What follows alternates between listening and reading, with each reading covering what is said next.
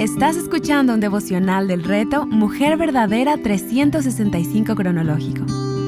Día 359. Segunda de Pedro y Judas. Escrito por Yamel de Jaramillo. Leído por Carmen Espaillat. Cronológicamente, Carson y Moore sugieren que esta carta fue escrita cerca del final de la vida de Pedro, en un tiempo en que él era consciente de su inminente ejecución. Segunda de Pedro 1:14. Posiblemente durante las persecuciones de Nerón en Roma, hacia mediados de los años 60 después de Cristo. Este conocimiento de su cercano martirio infunde a la carta un tono aún más enfático, como si Pedro deseara asegurar que tras su partida, la Iglesia permanezca firme en la fe apostólica y resista a las desviaciones doctrinales. Algo importante es que la breve epístola de Judas, que se encuentra antes de Apocalipsis en la Biblia de manera canónica, tiene un contenido similar al que Pedro incluye en esta epístola, y es por eso que las estamos viendo al tiempo.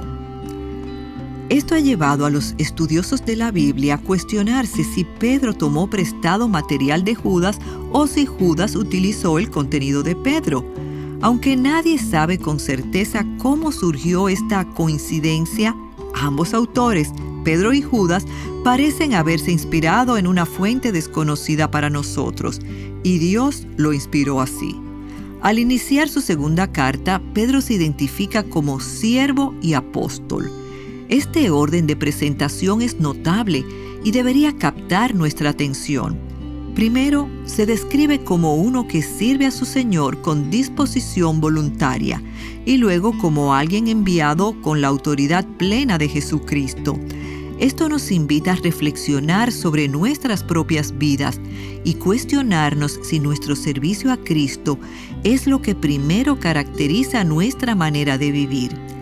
¿Estamos verdaderamente sometidas al señorío de Cristo en todas las áreas de nuestra vida? Pedro dirige su carta a los que han recibido una fe como la nuestra, mediante la justicia de nuestro Dios y Salvador Jesucristo. Esto sugiere que se refiere a un público amplio de creyentes, aunque en el capítulo 3, versículo 1, Pedro dice: Amados, esta es ya la segunda carta que les escribo, en las cuales, como recordatorio, despierto en ustedes su sincero entendimiento. Así entendemos que su audiencia probablemente incluye a los mismos destinatarios de su primera carta, creyentes en Asia Menor que enfrentaron persecución y oposición. La invitación de Pedro es clara. Si tú, al igual que él, has recibido la fe mediante la obra de Cristo, esta carta es para ti. En el contexto teológico, esta segunda carta de Pedro es una respuesta a las dificultades internas y externas que enfrentaba la Iglesia a fines del primer siglo, de las presiones externas de persecución, y advierte contra las amenazas internas, los falsos maestros que intentaban corromper la doctrina de la Iglesia, promoviendo ideas erróneas sobre la ética cristiana y sembrando dudas sobre el regreso de Cristo. En este sentido, la carta tiene un tono urgente y de advertencia, reflejando la preocupación de Pedro por la pureza doctrinal y la vida de santidad entre los creyentes. Además, Pedro enfatiza la transformación que produce el Evangelio en la vida del creyente. Como alguien que experimentó profundamente el poder redentor de Cristo, Pedro habla desde su propia experiencia. La gracia que lo transformó de ser un hombre impulsivo y temeroso en un líder comprometido. De este modo, invita a sus lectores a dejarse moldear por esa misma gracia, creciendo en santidad y discernimiento en un mundo lleno de engaño. Pedro cierra su carta instando a los creyentes a ser diligentes en su fe, recordándoles que están esperando cielos nuevos y tierra nueva, en los cuales mora la justicia. Segunda de Pedro 3:13.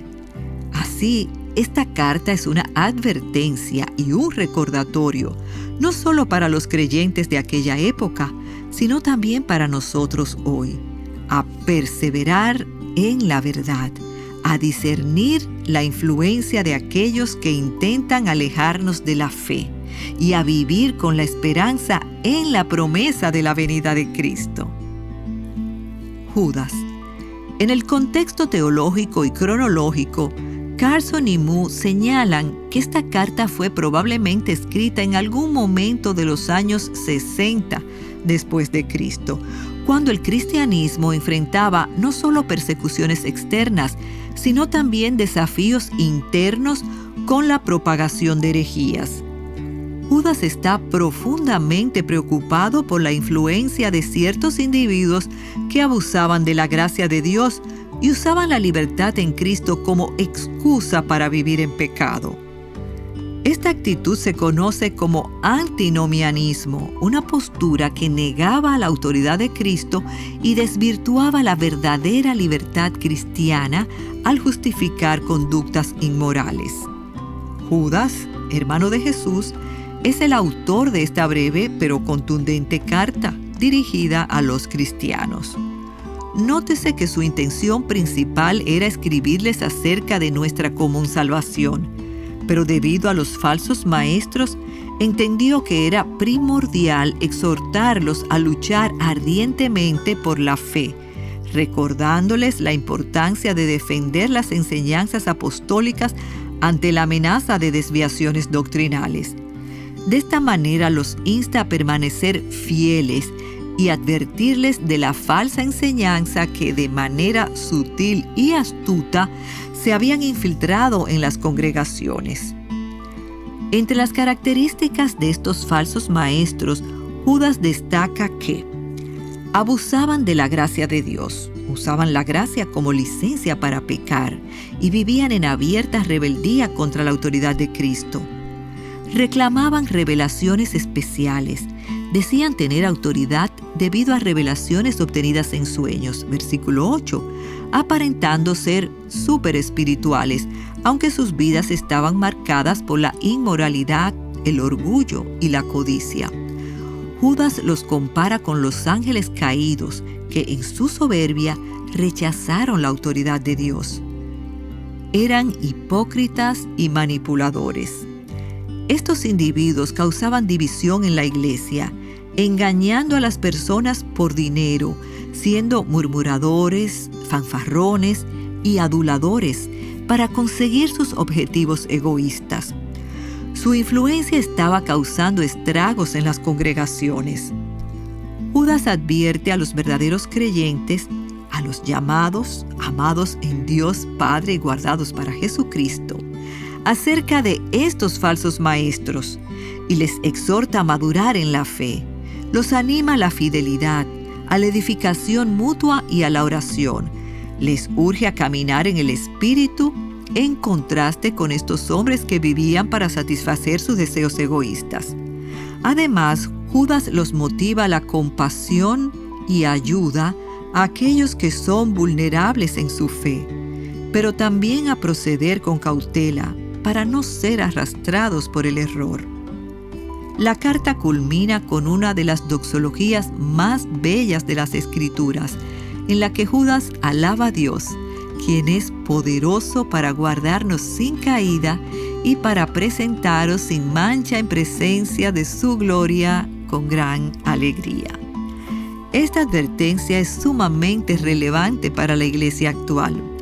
El respeto por la autoridad de Jesucristo es esencial para la vida cristiana, y la capacidad de discernir entre la verdad y el error es indispensable.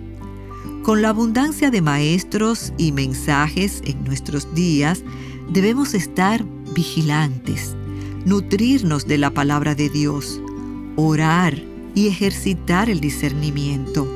La exhortación de Judas nos llama a andar en el Espíritu, permanecer firmes en la verdad de las Escrituras, edificar a nuestros hermanos y velar por la salud espiritual de la iglesia.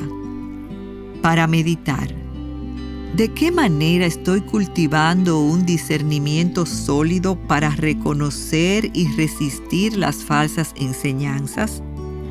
Tanto Pedro como Judas advierten sobre la influencia de falsos maestros. ¿Qué pasos puedo tomar para fortalecer mi conocimiento de la verdad y proteger mi fe frente a las influencias que podrían alejarme de la pureza del Evangelio?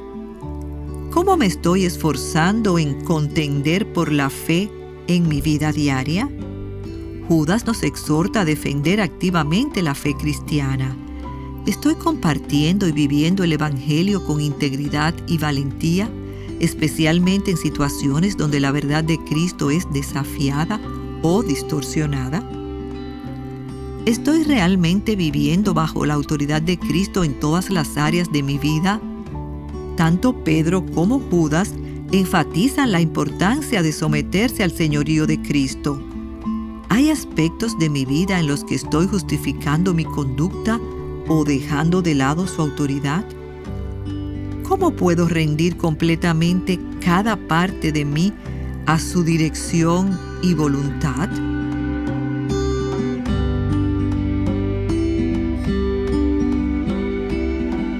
Para más contenido como este, visita avivanuestroscorazones.com.